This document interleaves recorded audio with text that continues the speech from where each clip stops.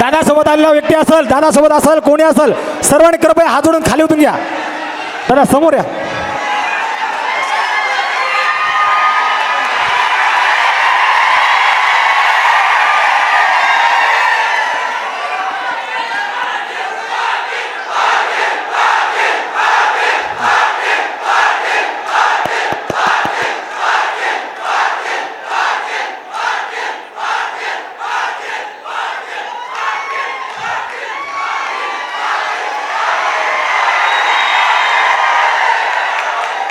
आपल्या हिंदवी स्वराज्याचे संस्थापक राजे छत्रपती शिवराय,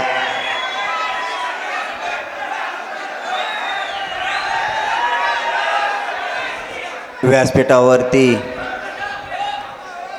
बसलेले महंत बाबाजी स्वामीजी यांच्या चरणी नतमस्तक होतो. आणि महारतळा गावातील जमलेल्या माझ्या तमाम मराठा बांधवांना माझा मानाचा जय शिवराय.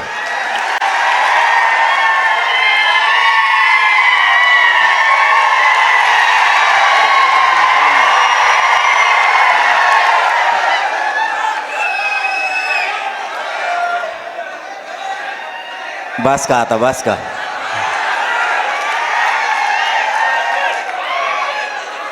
या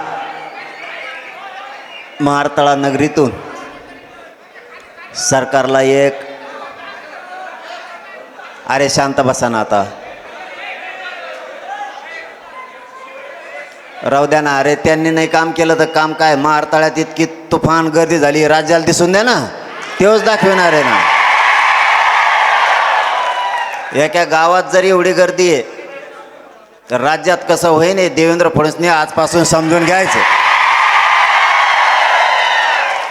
एक महारतळा गावातून जर इतकी प्रचंड संख्येने लोक एकत्र येऊ शकते तर हे मुंबईत कसे ताकदीने येणार आहेत आता सांग.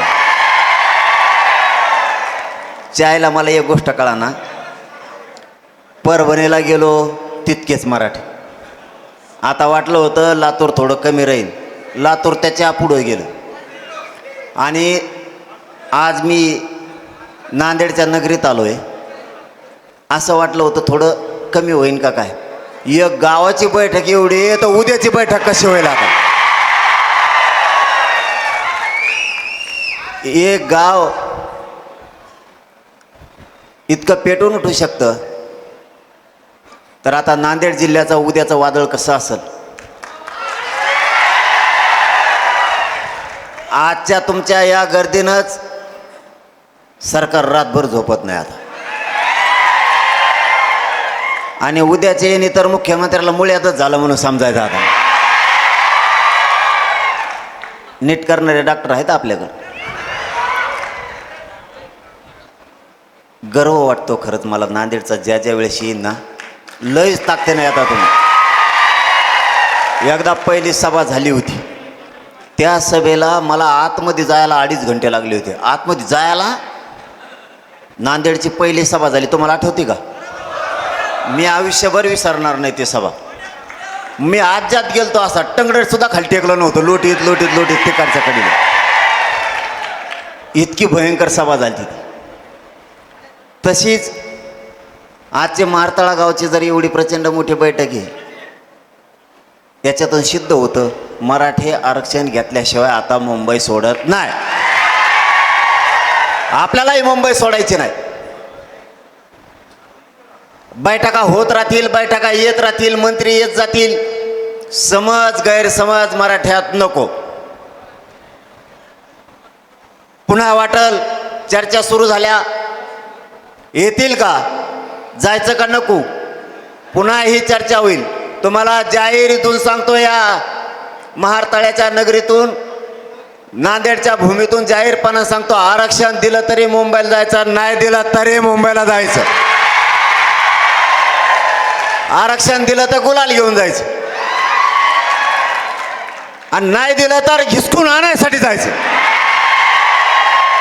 त्यामुळं घराघरातले मराठे तयारी करा. मराठा या 4 दिवसात पेटून उठलाय. त्याचं कारण सांगतो.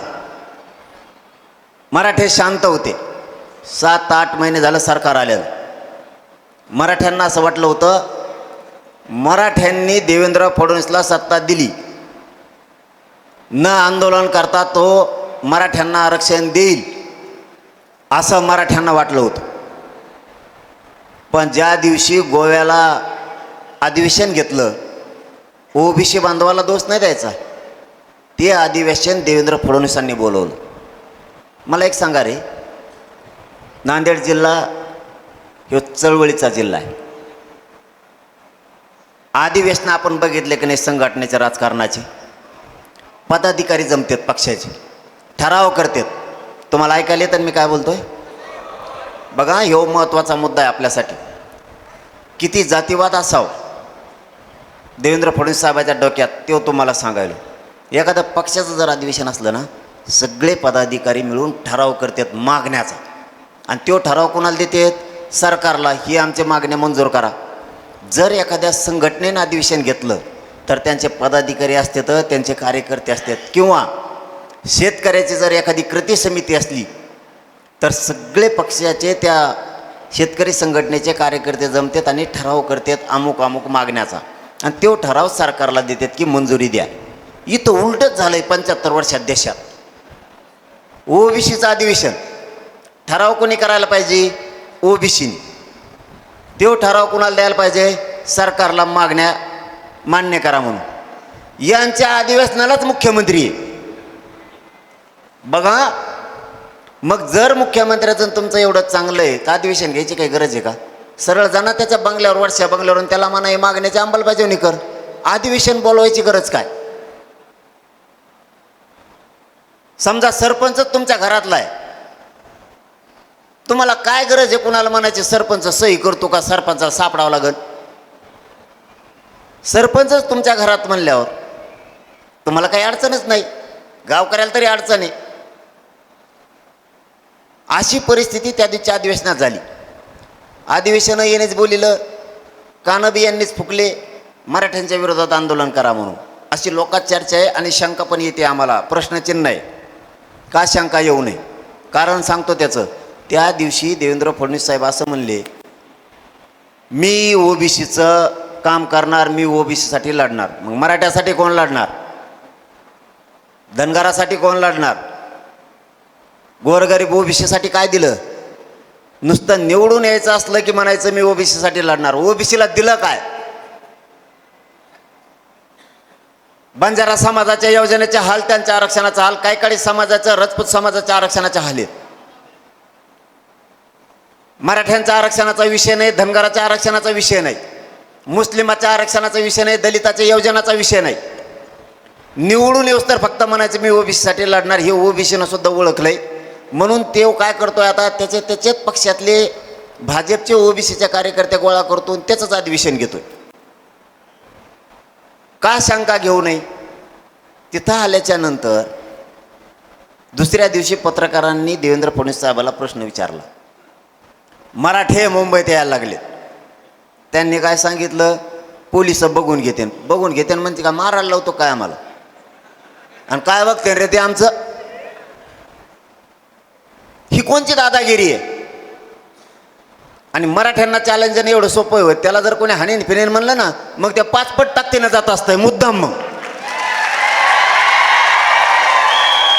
मराठा एक या देशावर अशी अवलाद आहे की ते कोणालाच मुजीत नाही. धमकी दिल्यावर तर भूत भेटच नाही.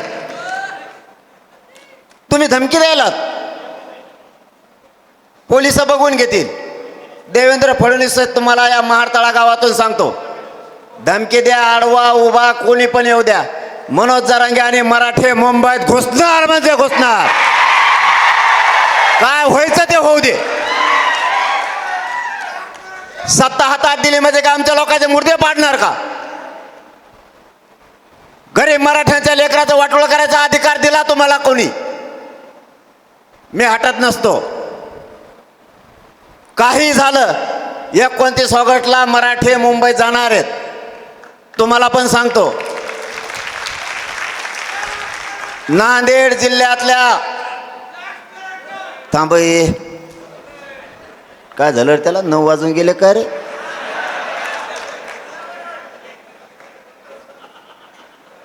नांदेड जिल्ह्यातल्या घराघरातला मराठा घरी राहता कामा नये.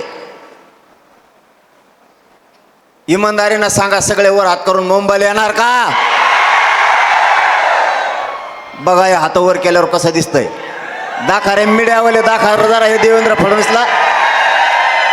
बघ म्हणा एका गावची संख्या आहे.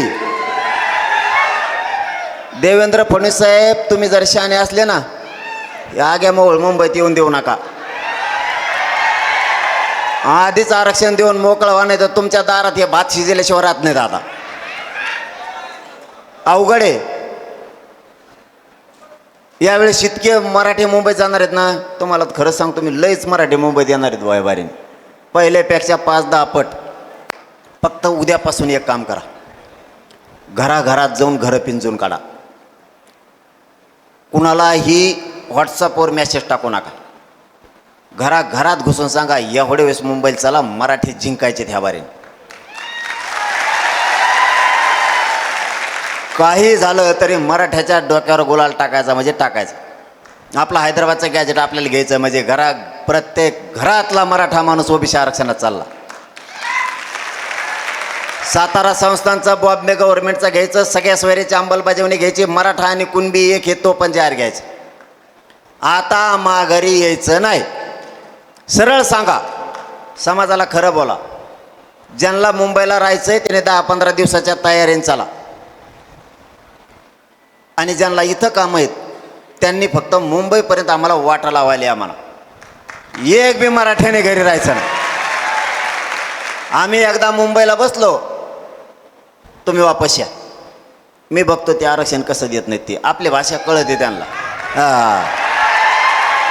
आपल्याला कच का अवघड आहे. मग नाही ऐकलं का, आपण कच घोड्याला येत असतो. जीव माया मराठ्यात. त्यामुळं मराठ्याचे लेकरं बाळं, पोरं बाळं मोठे करायची जबाबदारी माझ्या खांद्यावर आहे. मी माझ्या समाजाचं वाटोळं होऊ देणार नाही आहे. आणि तुम्हाला मान खाली होईल तुमचे असं एक बी पाऊल मी 2 वर्षात उचललेलं नाही. आणखीन तुमची शान वाढण हेच काम केलं नसता. एका गावात इतके लोक येत नसतेत गद्दारी केल्यावर. पठ्ठ्या असा लागलाय तुम्हाला नमुनेबाज, आणि तुम्ही बी मला नमुनेबाजच लागलात. तुम्ही हटनात आणि मी हटनात. देवेंद्र फडणवीस आपल्याला कतारलायच. मला सगळे येडे समजत येत देवेंद्र फडणवीस सोडून. तेव्हा म्हणतो ते येडं नाही, लय रसायन डेंजर आहे म्हणतो ते. गप्प बसून त्याने 3 करोड मराठी आरक्षणात घातले. यावलेवलं तर बोलतच नाही. आता यावलेवलं म्हणतात बोललं तरी मराठी आरक्षणात चाललेत, नाही बोललं तरी आरक्षणात चाललेत. बोलायचंच नको, कारण त्याचं ह्या बारीनं मराठीने दुपणच काढ होतं निवडणुकीत. कुंकुना हवा निघत होत त्याच्या इकून अशी. तुमच्या एक जेवामुळं, तुमच्या एकजुटीमुळं आपला समाज सुखी होणार आहे. लक्षात ठेवा, तुम्हाला मला काही किंमत नाही, समाजाला लई किंमत आहे. समाजाची शान वाढवा. माझ्या समाजाला हरू देऊ नका, तुम्हाला हात जोडून सांगतो. माझा समाज जिंका. समाज जर एकदा मोडला ना, पुन्हा उठणार नाही. कसल्याच परिस्थितीत मराठा हरू द्यायचा नाही. खूप उशीर झाला आहे. तुमच्या प्रेमाखातर इतक्या लांब आलो आहे. नाही म्हणलो होतो, पण ते म्हणले मारतळावले रुसले. म्हणलं रुसले? म्हणलं येतो मग काय करू. जे मग तारीख घेतं ते शेंगा आणतं. मला खोटं बोलत आहे. ते म्हणे याही दे 2-3 किलोमीटर गाडी पळती तरी आहे ना. पण तुमचं इतकं प्रेम आहे माझ्यावरती, पण माझंसुद्धा तुमच्यावर आहे भाऊ. तुमच्यावर जर माझं माया नसते ना, मागच फुटलो असतो. मला आता इतक्या नोटा दिल्या असत्या, नुसत्या नोटाच खायच्या, नोटाच हागायचं काम होतं. पण अशी ओरिजिनल अवलादी, तुमचं रक्त ऐकून मला मोठं नाही व्हायचं. तुमच्या लेकरा बाळाचं वाटोळं करून मोठं करील, सुखी समाधानी करील तर तुमचेच लेकरा बाळ. तुमच्या लेकराचं वाटोळं करून मी कधीच मोठा होणार नाही. आणि हे 2 वर्षात मी सिद्ध करून दिलं. हळूहळू 3 करोड मराठी आरक्षणात घातलेत. आता राहिलेले थोडे राहिले ते पुरे घालायचे. 29 ऑगस्टला एकाने पण घरी राहायचं नाही. 3 कामं सांगतो तेवढे करा. पहिलं काम, प्रत्येकाच्या मोबाईलमध्ये 1000 तरी नंबर आहेत का नाहीत? प्रत्येकाजवळ मोबाईल आहे, त्यातल्या 500 तर मराठीचे नंबर असतील. आजपासून लगेच काम हातात घ्यायचं, उद्या फिद्या नाही, उद्या काय भरोसा नाही, आजच. गरीब असू नाही तर श्रीमंत असो, प्रत्येकाला फोन करून सांगायचं मी मुंबईला चाललोय, तू सुद्धा मुंबईला चल. किती सोपी प्रक्रिया आहे. आणि एकामेकांना जर एकमेकाला फोन लावले, कुणाचेच कुणाला माहीत नाही कुणी कुणाला लावलाय, एका माणसाला जर 50-50 फोन आले, ते दुसऱ्या दिवशी तुमच्या पाय पडून तो हात जोडतो म्हणून फोन करू नको. मुंबईला येतो पण मला 100 फोन आले तो आता बोल. सन्मान लागतो मराठ्याला, लय कंड. आपण सगळेच पाटलं, मानापानाशिवाय यांचं पोटच भरत नाही. समाज संपित आणलाय पुरा. मला खुर्चीच नाही दिली, मला ईच नाही म्हणला. अरे तुला नाही बोलेल तरी तुला का रोग आलाय का? येईना तसाच. असल्या कारणामुळे आपला समाज संपत आला. मायावर सुद्धा रुसत येत, मला फोटोच नाही काढून दिला, माझ्याकडे बघितलंच नाही. आता कितीक जणाकडे बघतो बाबा, बघू तर कोणाकोणाकडे. मला रामरामच नाही घातला, मला जय शिवरायच नाही घातला, मला हातच नाही वर केला. आता मग खवाटे मोठेच हात वर करू करू. मोठं मन ठेवायचं शिका. नाही तुम्हाला बोललो, नाही तुमच्याकडे बघितलं, नाही तुम्हाला जय शिवराय घातला, रुसू नका. एकच ध्येय ठेवा, आपल्या लेकरा बाळाचं कल्याण करतोय ना, नाही बोललं तरी हरकत नाही, मी जाणार म्हणजे मराठ्यासाठी जाणार. ही भूमिका आपण सगळ्यांनी ठेवली पाहिजे. पहिलं काम सांगितलंय तुम्हाला, सगळ्यांना फोन लावायचे. दुसरं काम, सोशल मीडिया आपण आपली चालवायची. सगळ्यांनी मोबाईलवर टाकायचं चलो मुंबई. व्हॉट्सअप, फेसबुक, काय काय जेवढं असेल तेवढ्यावर टाकायचं रोज. आजपासून 27 ते 29 ऑगस्टपर्यंत रोज टाकायचं चलो मुंबई. आपले काही पोरं टाकीतच नाहीत, आणि पाठ 3 वाजता ऑनलाईन आहे. काय बघतून काय नाही मोबाईलवर, त्याची त्याला माहीत. समाजाचं काम करू लागा. आणि तिसरं काम, उद्या सकाळपासून घर ना घर, गाव ना गाव पिंजून काढायचं. चौथं काम, मुंबईत सगळ्यांनी शांततेत जायचं. जाळपोळ दंगल कोणी करायची नाही. तुम्हाला काय करायचं, दगड मारले तरी आरक्षण पाहिजे, आणि शांततेत गेले तरी आरक्षण पाहिजे. मी तुम्हाला शांततेत आरक्षण देतो, मराठ्याचं थोडंही नुकसान न होता. फक्त मुंबईत ताकद दाखवा, नसता काय होईल ते पण सांगतो. जे आपल्याला विरोध करतात मराठ्याला आरक्षण मिळू द्यायचं नाही, त्यांचं हसू होईल. ते आपल्यावर हसतील, बघा हे मराठी एक आले नाही, आम्ही त्यांना आरक्षण मिळवून दिलं नाही. उगाच छातीबिडीत ते घेणं देणं. त्यांचं आधीच पोट दुखत आहे 58 लाख नोंदी निघाल्यापासून. रोज पोरं नोकऱ्यात चाललेत. महावितरणमध्ये आता पाठीमागच्या आठवड्यात 750 लेकरं गेलेत आपले, 750. एकट्या आता नांदेडची यादी घेतो मी संध्याकाळी. काल MBBSला 30 पोरं लातूरमधून गेले, टॉपच्या कॉलेजला. कशात? नाही, ही यादी चुकीची. मी यादी देतो सकाळी तुम्हाला. हां, एका गावात होय. हा, वा वा वा, धन्यवाद. हा बघ, हे बघायचं आपल्याला. MBBSला 2 पोरं गेले आपले एका गावातले. उमरा गावातला. हे दिलंय आपण समाजाला.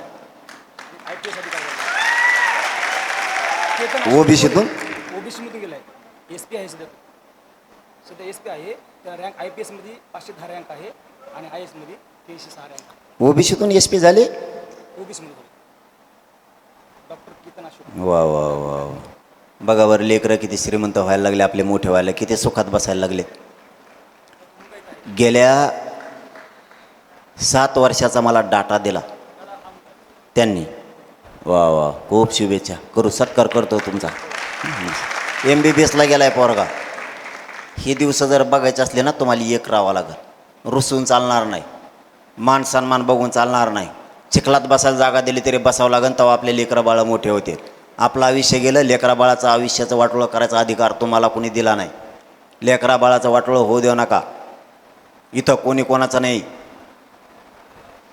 तुमचं कधी दुखायला लागलं, तुम्ही कधी आजारी पडले, तुमच्या पाठीवून आणि तोंडावून हात फिरायला तुमची पोरगी किंवा पोरगच येणार आहे, कुणी येणार नाही, कोणचा नेता फिता. समजून घ्या. मी रातपाट एक करतोय, इतका झटतोय, मी उपाशी तापाशी राहून रक्त जाळतोय, तुमच्या लेकरा बाळासाठी झटतोय. लक्षात ठेवा. लेकरा बाळाचं वाटोळं करू नका, समाजाची हार होऊन देऊ नका. 4-2 दिवस काम बुडाले काही वाटोळं नाही होणार, पण चंद्र सूर्य आहेत तोपर्यंत आपल्या लेकराचं कल्याण होणार आहे. काल लातूरचा 7 वर्षाचा डाट्यात फक्त 6 पोरं लागत होते. 6. आरक्षण मिळाल्यापासून ही पहिली वेळ 7 वर्षाच्या नंतर यावर्षी म्हणजे प्रत्येक वर्षी 5 नाही तर 6 पोरं जातात. यावर्षी 30 एका जिल्ह्यात गेलेत. दिवाळीच्या नंतर एवढी मोठी भरती होणार आहे, त्याच्यामुळं 29च्या आत आपल्याला आरक्षण घ्यायचं. एकदा जर भरत्या झाल्या तर 50-50 वर्ष जागा खाली होत नाहीत. पुन्हा कुणाचा तरी नातू नोकरीला लागणार आहे, कुणाचा तरी भाऊ लागणार आहे, कुणाची तरी बहीण लागणार आहे, कुणाचा तरी मुलगा, कुणाची तरी मुलगी अधिकारी होणार आहे. लेकरं बाळं कायमचे सुखी करा. लेकरा बाळाशिवाय पर्याय नाही. लोक मागून येऊन पुढे गेले. तुमच्या फक्त वेळ देण्यामुळं, मुंबईला येण्यामुळं समाजाचं वाटोळं होऊन देऊ नका. आता वाईट दिवस आहेत. शिक्षण इतकं महाग झालं आहे, कंबरडं मोडतं आईबापाचं शिक्षणाच्या फीस बरोबर. 10 आणि 5 हजार रुपये जर कमी पडले तर 50 उंबरे झिजावं लागतात. तरी आईबापा कमी पडत नाहीत. जमीन विकत येत, घाण ठेवतात, पण लेकरं शिकवित आहेत. आणि 1% जर हुकलं तर लोक लेकरं आपल्या आत्महत्या करायला लागलेत. जरा भानावर या. नुसताच गोंधळ, नुसताच आरडावारडा करून जात संपू नका. अन्याय कसा व्हायला लागला याची जाणीव ठेवा. जाणून बुजून फक्त मराठ्यालाच द्यायचं असलं तर विरोध केला जातोय सरकारकडून सुद्धा. सरकारला पण मग अशी ताकद दाखवा. या असा नांदेड जिल्हा बाहेर पडा ह्या बारीनी. एकट्या नांदेड जिल्ह्याला 100 किलोमीटर लागलं पाहिजे. एकट्या नांदेडला मोटरसायकली, 4 व्हीलर, ट्रॅक्टर, जिपा, टेम्पो, रिक्षा सगळं काढा. किराणा दुकानं बंद ठेवा, टपऱ्या, हॉटेलं सगळे बंद ठेवा. आपले व्यवसाय. नोकरदारांना नोकरीत जायचं नाही. रजा टाकून द्यायच्या सगळ्यांनी. लालबागच्या दर्शनाला चाललो म्हणायचं मी गणपती बाप्पाच्या. रजावर लिहितानीच लिहायचं गणपती बाप्पाच्या दर्शनाला चाललो. या 3-4 वर्गाला विनंती करा. मास्तर, डॉक्टर, वकील या तिघाजवळ बी गाड्या आहेत. यांच्या गाड्या एवढ्या वेळेस आपल्याला आपल्या लेकरा बाळासाठी बाहेर काढायच्या. आपल्यातला सगळ्यात बुद्धिजीवी वर्ग येवे. आपला मार्गदर्शक आहे आणि आपल्या मार्गदर्शकाला आपण भांडायचं असतं. भांडून बाहेर काढायचं. यांच्याकडे तिघाकडे गाड्या आहेत. हे गाड्या बाहेर काढत नाहीत. आपल्याला साथ देतात, सगळी साथ देतात, पण बाहेर काढत नाहीत. कारण ते आपल्याला फड्यात येत नाहीत. कावळे हागू नये म्हणून ते वरून झाकून ठेवते गाड्या अशा. पण मुंबईला काढत नाहीत. ह्या बारीनं पुऱ्या गाड्या बाहेर काढायच्या आपल्या बांधवाच्या. एक बी गाडी घरी ठेवायची नाही, एक सुद्धा. राजकारणी मराठी गाड्या बाहेर काढत नाहीत. तुम्हाला अत्यंत महत्त्वाचं काम सांगतो आता. हे कधीच 29 ऑगस्टपर्यंत एकाही इथं बसलेल्या मराठ्यांनी विसरायचं नाही. तुमच्या गावातले मराठ्यांचे जेवढे ग्रामपंचायतचे सदस्य आहेत तेवढ्याला सांगायचं मुंबईला चल. सरपंच, माजी सरपंच, चेअरमन यांना सगळ्यांना सांगायचं तुला मोठं करताना आम्ही रात्रंदिवस प्रचार करतो. आता आम्हाला मोठं करायची वेळ आली. आमचे लेकरं मोठं करायची वेळ आली. मुंबईला चल. जिल्हा परिषद सदस्य, पंचायत समितीचा सदस्याच्या पाय पडून सांगायचं मुंबईला चल. आजी माजी सगळे सभापती, उपसभापती, खासदार, आमदार, मंत्री, माजी आमदार सगळ्यांना सांगायचं मुंबईला चल. नगरसेवक, महापौर, नगराध्यक्ष, भावी जिल्हा परिषदेचे सदस्य, भावी आमदार, जिल्हा अध्यक्ष, जिल्हा प्रमुख, सगळ्या पक्षाचे शहर अध्यक्ष, तालुका अध्यक्ष, मराठ्यांचे असणारे सगळ्यांना सांगायचं मुंबईला चल. आणि एवढं सांगून जर तो नाही आला तुम्ही त्याला काही बोलू नका. तुम्ही फक्त नाव मला द्या. हे आला नव्हता त्याचा बाजारच उठतो, त्याला पाडत म्हणून समजायचं. तेव्हा जाणं मी जाणं, तुम्ही टेन्शनच नाही घ्यायचं. फक्त नाव सांगा. आपण मुंबईला गेल्यावर हे गल्लीत हिंडत होतं. तुम्ही मुंबईला जाणार आहे, तुम्हाला माहीत नाही मागं कोण आहे.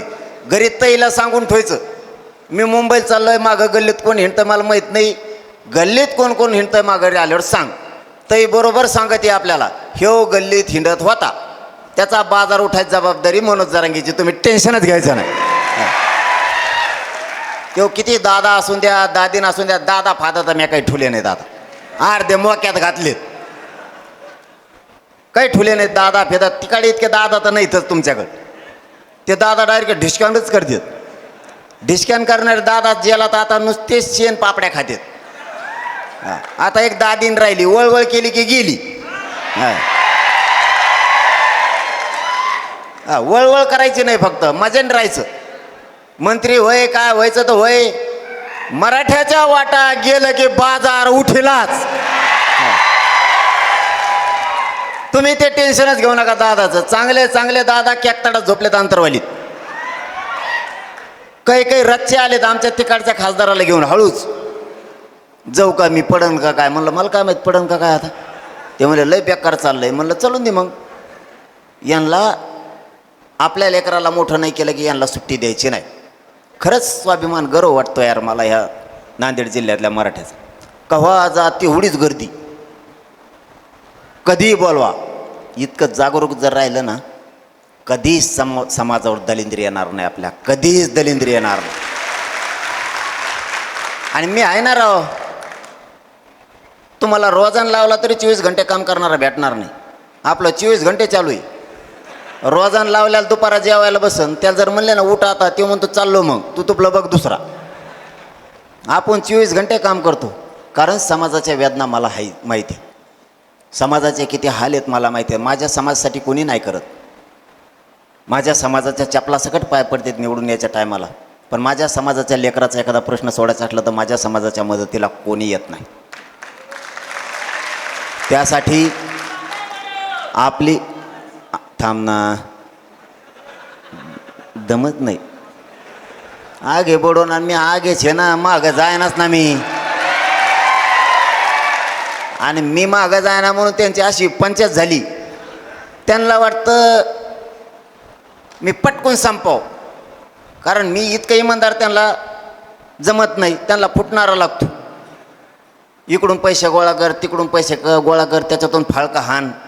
आपण फाळके फुळके हाणीत नाहीत, वर्गाण्या गोळा करीत नाही. आणि मग तुमच्याकडून वर्गाण्या घेतल्यावर समाज कसा मोठा होईल. गरजवंत मराठ्यांनी, गरिबांनी आपण आपली लढाई लढायची, जिंकायची सुद्धा आपणच. कोणाच्या आशेवर बसायचं नाही. आपली लय ताकद आहे, साधी ताकद नाही आपली. कोणाचा काय बाप आपल्याला 10 रुपये देत नाही. काबाड कष्ट करून उपाशी तापाशी राहून आपल्या आईबापानं चटणी भाकर खाल्ली, भाजी भाकर खाल्ली आणि आपल्याला मोठं केलं आहे. आपल्याला शिकवलं आहे, त्यांनी पोटाला चिमटा घेतला आहे, पण आपल्याला शिक्षण दिलं आहे. कोणाची शाळा असली, कॉलेज असलं तरी आपल्याला 10 रुपये फीस कोणी माफ नाही केली. म्हणून आपल्याला आपल्या समाजाच्या लेकराचा विचार करावा लागणार आहे. 70 वर्षात न संपणारी लढाई. सगळे म्हणायचे ओबीसीतून आरक्षण मिळत नसतं. मी म्हणलो मी घेत असतो. घेतलं का नाही? 58 लाख नोंदी तुमच्या पुढं. 3 कोटी मराठी आरक्षणात घातले. मी उलट्या खोपडीचा आहे थोडा. लोक जे नाही होत म्हणते ते मी करीत असतो. लोक म्हणले ओबीसीत आरक्षण मिळत नाही, आपण मिळवून दाखवलं. आता राहिलेलं आरक्षण 29 ऑगस्टला पुरं मिळविणार आहे.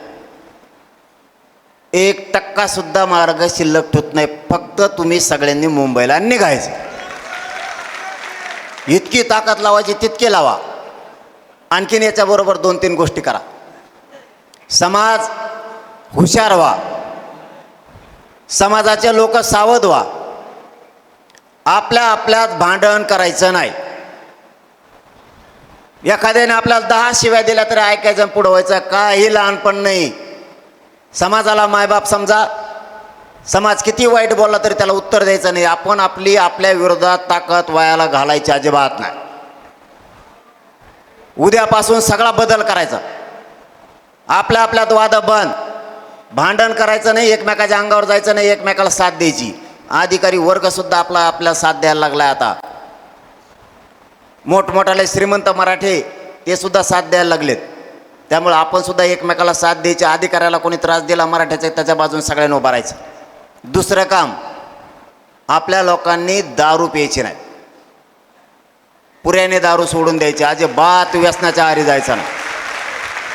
तुम्हाला माहिती आहे का,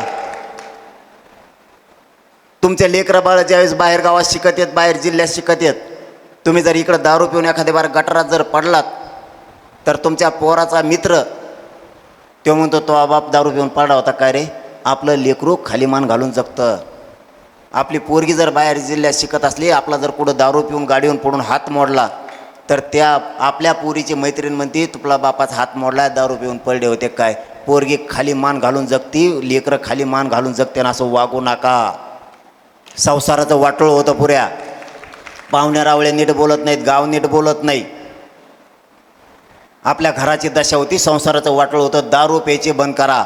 उद्यापासून दारू कोणी प्यायची नाही, अजिबात बंद. दारूला हात लावायचा नाही. इथं पेतात कोणी? आता इतक्या जणांना विचारल्यावर तुम्ही काय हा म्हणता? अर्धे तर खाली उतरून चाललेत वाटतं लगेच. पेणारे सटकले. हां, दारू पिऊ नका. जेव लय वर हात करीन ताणून, याचा अर्थ का समजायचा आपण त्यांनी रेटून टाकलेली. इथून पुढं दारू पिऊ नका. मी हात जोडून सांगतोय तुम्हाला, दारू पिऊ नका. आणि एकामेकाचे बांध फोडायचे बंद करा. बांध फोडायचे नाही. शेवटची विनंती आहे तुम्हाला आता जाता जाता. हे बघा, सणावाराचे दिवस आहेत.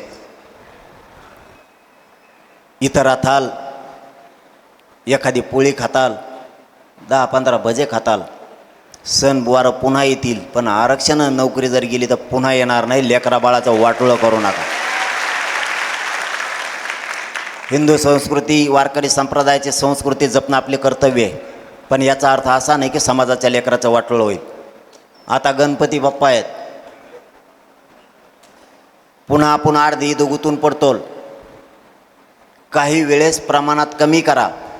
पोराच्या पोरीचा 50,000 1,00,000 रुपये महिना आल्यावर मोठमोठाले उत्सव साजरे करू, पण आधी समाजाला मिळून द्या. आमचा गणपती आम्ही मुंबईला चाललेला आहे, या बारीने आम्हाला समुद्रात विसर्जन करायचं आहे. काय अडचण आहे का? काय बंधन आहे कायद्यात? तुमचा गणपती मुंबईला आणू नये. आमचा काय चावतो का तुम्हाला? आणि चाभरे बघा ना कशी येते. त्या चाभऱ्याचा 1.5 दिवसाचा गणपती परातीत घेतेत, निघाला गिरगाव चौपाटीवर घालिंग लोटांगण. आणि आमचा 11 दिवसाचा. अरे आम्ही 3 महिन्याचा करू. दम आहे आमच्यात मराठ्यात तेवढा, 3 महिन्याचे करू. हो. पण यांचे त्यांच्या सोयीनुसार आहेत. त्यांना विचारलं 1.5 दिवसाचं कमवून, ते म्हणतात आमच्या तिला लई काम असतं. तिला विचारलं का कमवून, ते म्हणते आमचे ते लई बिजी असतात. आणि दोघाला विचारलं ते म्हणतात आमच्या पोरायला टाईमच नाही, लई गडबडीत असतात, म्हणून यांचा 1.5 दिवसाचा. ह्या वेळेस आपल्या गणपती बाप्पाचं विसर्जन मुंबईला. तुमच्यासुद्धा गणपती सगळे मुंबईला घ्या, वर गाडीवर बांधून. रोज आरती करायची. आम्ही 5 देवबाप्पा घेतले, तिथं भेटतोय नाही देवबाप्पा, त्याच्यामुळे इकूनच 5 चालले. कुठंच अडचण नाही आली पाहिजे. कीर्तनं ठुलेत. संध्याकाळी उपोषणात शिवशाहिरांचे पोवाडे ठेवलेत. नामवंत शिवशाहीर आणलेत. संगीत भजन म्हणणारे गायक नामवंत आणलेत. पखवाज वाजक नामवंत आहेत. त्यांना नुसतं फोन लावून सांगितलं तुम्हाला मुंबईत भजन म्हणायचे कीर्तन, त्यांनी तिकडच्या तारखेच सोडून दिल्या. चलो म्हणले मुंबईला, टाळण पखवाज घेऊन सगळं तिकडंच. ज्याला जे आवडतंय ते ऐकायचं. कीर्तन ऐका, पोवाडे ऐका, संगीत भजन ऐका. आणि ज्याला काहीच आवडत नाही त्याच्यासाठी येणे गाड्याला डीजे बांधून घेतले. तुला धंगाड एकाकडे चलून दे तिकडं कोपऱ्याला.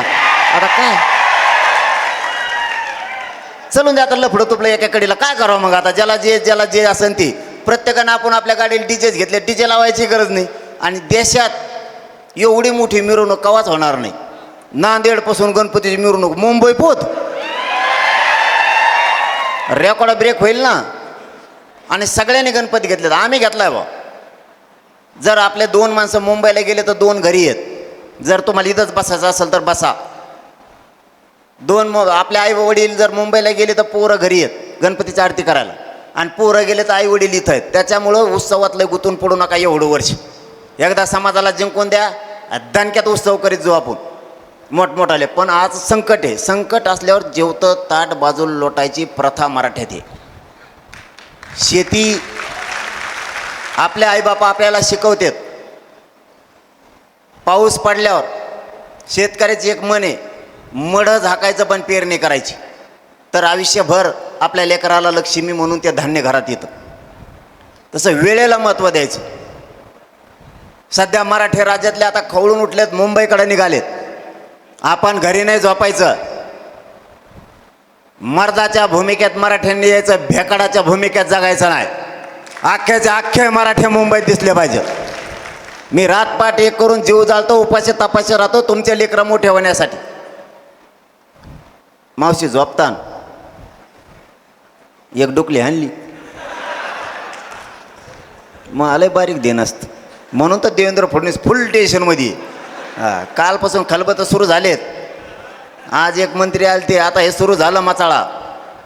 तुम्ही त्या मचाळ्याकडे ध्यान द्यायचं नाही. तुम्ही तयारी ठेवायची, मुंबईकडे यायची. आता जर झोपलोत तर शत्रू आपला मुर्दा पाडून जाईन, हे ध्यानात ठेवा. त्याच्यामुळं योग्य वेळी योग्य सावध राहायचं, मराठ्यांनी शिकायचं. कोणत्या टायमाला सावध राहायचं हे मराठ्यांनी ठरवलं पाहिजे. छत्रपती शिवरायांनी आपल्याला इतका मोठा इतिहास दिलाय. छत्रपतींनी कधीच बेसावध राहून कधीच मावळ्यांना हरू दिलं नाही. मावळे पण कधीच बेसावध राहिले नाहीत. मराठ्यांना माझं आव्हान आहे, एकानंही बेसावध राहायचं नाही. मराठ्यांचे हार होता कामा नये. यावेळेस काही झालं तरी हरकत नाही, मराठे जिंकून मुंबईतून वापस यायचंय. अशी आरुळे ठोका, इतके रेकॉर्ड ब्रेक मराठी मुंबईकडे निघाले पाहिजेत. भूतो ना भविष्यती असा मराठ्यांचा विजय झाला पाहिजे. मराठ्यावर आरक्षण घेऊन गुलाल फेकायचा, विजयाचा म्हणजे फेकायचाच. अजिबात हटायचं नाही कोणी. आता जे व्हायचं असेल ते होईल, पण मुंबईत घुसायचं. मराठ्यांच्या डोक्यावरती आरक्षण घेऊन गुलाल टाकायचा. चंद्र सूर्य आहे तोपर्यंत मराठ्यांना आरक्षण उडालं नाही पाहिजे. लेकरा बाळांचं आयुष्याचं कल्याण करा मायबापा हो. शेवटी आपल्याशिवाय आपल्या लेकरा बाळाला कोणी नाही. लेकरांना अपेक्षा लागल्यात, आम्हाला आरक्षण मिळेल, आम्ही अधिकारी होऊ. लेकरा बाळ सुखात समाधानात राहिले पाहिजेत. एकाही मराठ्यांनी जबाबदारीनं काम करायचंय. बेसावध एकाही मराठ्यांनी काम करायचं नाही. आजपासून घर ना घर जागा करायचं, गाव ना गाव जागा करायचंय. जिल्हा तालुका राज्यात जिथपर्यंत ओळख असेल तिथपर्यंत मराठी जागे करायचे. एकाही मराठ्यांनी झोपायचं नाही. मी रातपाट एक तुमच्या लेकरासाठी करतो, लक्षात असू द्या. माझा मराठा हरू द्यायचा नाही. आजपासून तुमच्या खांद्यावरती जबाबदारी आहे. ताकदीनं मुंबईकडे निघायचंय. 29 ऑगस्टला चलो मुंबईचा नारा द्यायचा. सगळ्यांनी मुंबईची वाट धरायची. एकही मराठा घरी राहता कामा नाही. जबाबदारी आजपासून तुमच्या खांद्यावरती देतो आणि थांबतो. धन्यवाद. जय शिवराय.